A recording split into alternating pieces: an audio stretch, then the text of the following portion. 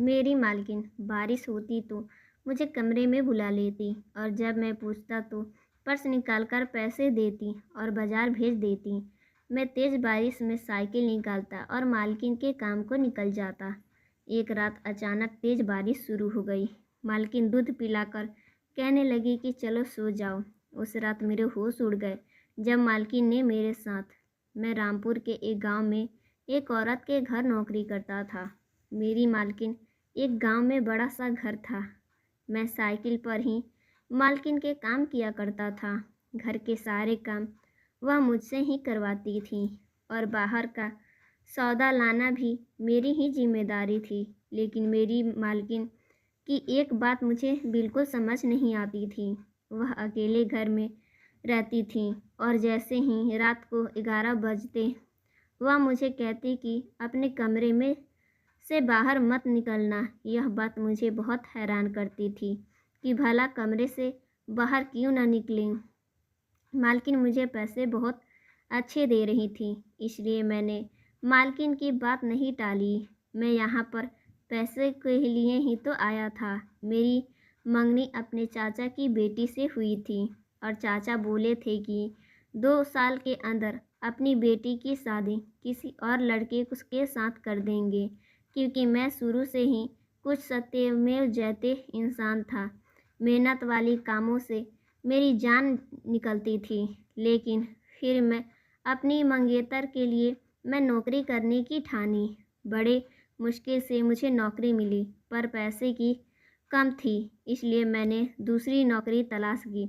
उस मालकिन ने मुझे नौकरी पर रख लिया।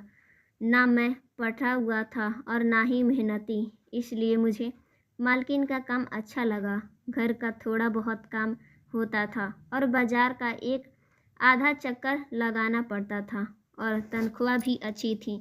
लेकिन मेरी मालकिन की कुछ बातें मुझे बड़ी अजीब लगती थी। मालकिन का पति बाहर मुल्क में रहता था। मैंने पूछा कि वह वापस कब आएंगे तो कहने लगी कि 5 साल पे वापस आएंगे और अभी तो गए हैं चंद महीने पहले ही। मेरी मालकिन ज़्यादा उम्र की भी नहीं थी, यूं ही कोई 35 के लगभग थी, लेकिन कभी कभी मुझे अजीब सी लगती थी। रात को ही 11 बजे जब मैं क्वार्टर में चला जाता तो वह बाहर से ताला लगा देती। मुझे बड़ी हैरानी होती कि यह मेरे क्वार्टर में ताला क्यों लगा देती हैं। फिर मुझे यह ख्याल आया कि यह अकेली रहती हैं, इसलिए अपने आप को सुरक्षित रखने के लिए यह ताला लगाती होंगी। लेकिन एक बार तो सामने ही मेरी मालकिन ने मुझे कमरे में जाने के लिए कहा। मैं जब मालकिन से वजह पूछा तो उनकी रंगत उड़ चुकी थी। कहने लगी कि देखा आसमान पर काली बादल कितने गहरे हो चुके हैं। मैंने एक नज़र आसमान की तरफ देखा। बादल तो वाकई में गहरे हो गए थे, लेकिन इससे मेरा अपने कमरे में जाने का क्या ताल्लुक था। मैंने कहा, मालकिन इससे क्या फ़र्क पड़ता है? तो कहने लगी कि अभी बारिश हो जाएगी। मैंने कहा तो होने दें, बारिश होने से मैं कमरे में क्यों बंद हो जाऊं? मेरी बात सुनकर वह कुछ देर मुझे देखकर खामोश हो गई, लेकिन बहुत परेशान थी। बार बार आसमान को देख रही थी, साथ साथ वही चक्कर काटे जा रही थी। चेहरे से बुरी तरह से होश खोई हुई थी। मुझे अपने मालकिन की परेशानी समझ नहीं आ रही थी कि आखिर उनका बारिश से क्या मतलब है। मुझे उनकी परेशानी का मतलब समझ नहीं आता था। कुछ ही देर में बारिश शुरू हो गई और फिर बारिश की रफ्तार तेज होने लगी। जैसे जैसे बारिश तेज हो रही थी, मालकिन की रंगत पीली पड़ जा रही थी। वह बहुत परेशान थी। इस वक्त मुझे कोई भी ज़रूरी काम ना था। मैंने सोचा कि चलो मैं बारिश में नहा लूँगा।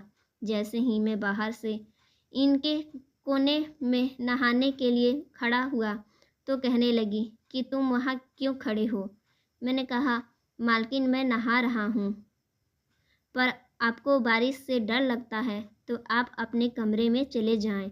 मालकिन कहने लगी कि ऐसा करो कि इधर आओ, उन्होंने मुझे अपने कमरे में की तरफ आने को कहा। यह बात भी मेरे लिए काफ़ी हैरान करने वाली थी, क्योंकि जब मैं उनके घर काम करता था, उन्हें कभी मुझे अपने कमरे में आने को नहीं कहा था। मैं धीरे धीरे चलता हुआ मालकिन के कमरे तक बढ़ा। वह अपनी अलमारी से पैसे निकालने लगी, मुझे पैसे दिए और कहा, जाओ घर का सामान लेकर आओ। मैंने कहा कि अभी सुबह तो लाया था। मैंने हर चीज़ पहले ही लाकर रख दी थी। कोई भी ऐसी चीज़ न थी जिसकी कमी होती। मैंने कहा कि जब क्या, लेकिन जाओ। मालकिन कहने लगी कि ऐसा करो, 1 हफ्ते का राशन और लेकर आओ। मैंने कहा कि अभी इतनी तेज़ बारिश हो रही है, इसमें तो सारा सामान खराब हो जाएगा। वह कहने लगी, तुम क्यों फिक्र करते हो, तुम बस जाओ। मुझे तो इस औरत पर गुस्सा आया। इतनी तेज़ बारिश में वह मुझे राशन लाने को लिए कह रही थी। इसमें तो दाल चावल आटा सब कुछ बर्बाद हो जाता। मालकिन ने मुझे एक मजबूत पॉलीथीन दिए और कहने लगी कि यह पकड़ो और इसमें सारा सामान डाल लेना। जल्दी जाओ, निकलो मेरे घर से बाहर। 2 घंटे के अंदर वापस मत लौटना। पता नहीं क्यों मुझे यह महसूस हो रहा था कि मालकिन मुझे बाहर निकालना चाहती है। मैंने पैसे लिए और जेब में डाल लिया और बाहर चला गया। बारिश का मैं वैसे भी शौकीन था। साइकिल पर बैठकर बारिश का भी मज़ा लेता रहा और राशन की दुकान पर भी पहुंच गया और मैंने कहा कि दाल चावल आटा जो कुछ भी है वह सब दे दो। जब तक सामान पूरी करो मैं आता हूँ और मुझे कोई जल्दी नहीं है। चाहो तो तुम 2 घंटे लगाकर सामान पैक कर देना। मेरी बात पर वह मुझे हैरानी से देखने लगा और मैं बारिश में बच्चों के साथ मिलकर खूब नहाने लगा। हालांकि मेरी उम्र 20 साल थी, लेकिन मुझे बारिश में नहाने का बड़ा ही शौक था। गली के बच्चे नहा रहे थे, साथ में फुटबॉल खेल रहे थे। मैं भी उनके साथ खेलने लगा। पूरे 2 से 2.5 घंटे बाद बारिश काफ़ी हद तक कम हो गई। तब मैं सामान लेकर वापस आया था। सामान भी बच गया था, लेकिन जब घर पहुंचा तो सामने का मंजर देखकर मैं कुछ परेशान हुआ था। मालकिन रो रही थी। मुझे तो उनके रोने की वजह समझ नहीं आ रही थी। जैसे ही मैं घर में अंदर दाखिल हुआ, मालकिन मुझे देखकर फ़ौरन से अपने आंसू साफ कर लिए। मैंने उनकी तरफ देखा तो उनकी आंखें बहुत ही सूजी हुई थी। मैंने कहा, मालकिन सब ठीक तो है? कहने लगी कि हाँ सब ठीक है। जाओ यह सामान किचन में रख दो और मैं खाना बना दी हूँ, किचन में ही रखा है, तुम खा लेना। यह कहा कर अपने कमरे में जाकर बंद हो गई। मुझे बड़ी हैरानी होती थी। मेरी मालकिन बड़ी अजीब थी। ना तो वह किसी मोहल्ले के घर जाकर उनसे मिलती थी, ना ही किसी मोहल्लेदार की औरतों को अपने घर आने देती थी। पति वैसे भी बाहर मुल्क में होता था, कोई भी मालकिन के घर नहीं आता था। अगर कोई गलती से आ भी जाता तो मालकिन उसके साथ ऐसा गलत रवैया करती कि वह दोबारा नहीं आता और ना ही आने का नाम लेता। मानसून का मौसम था, इसलिए 2 महीने तो बरसात लाजमी होती थी।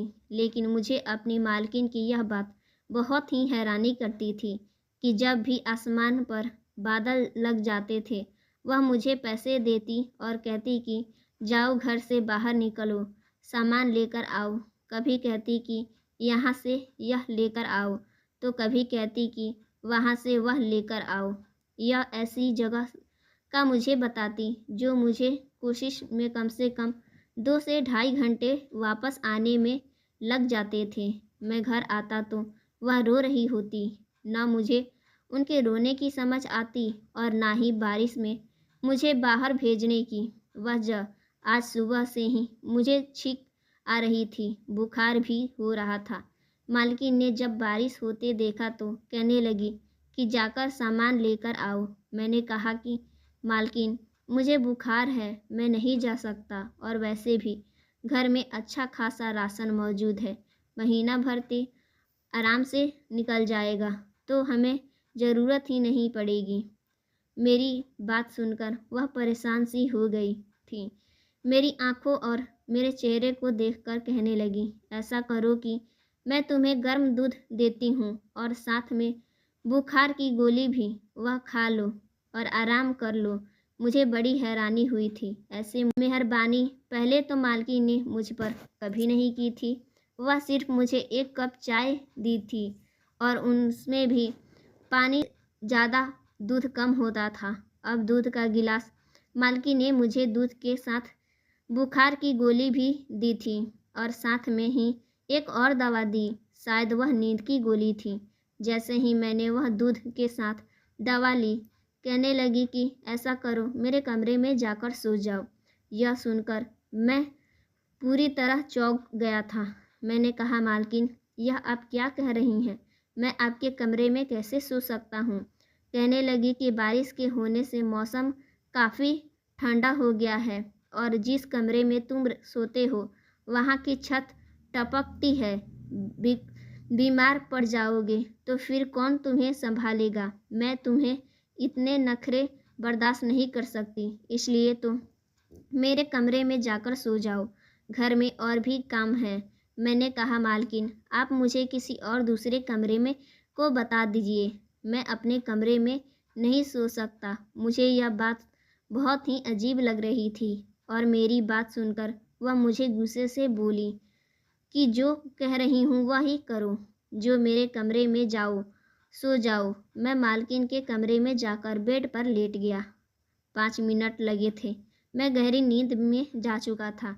सुबह जब मेरी आँख खुली तो मेरा पूरा जिस्म दर्द से चूर था। मुझे अभी भी बुखार था। बड़ी मुश्किल से मैं उठकर बैठा था, लेकिन जैसे ही मेरी नज़र सामने पड़ी तो मेरे होश उड़ गए।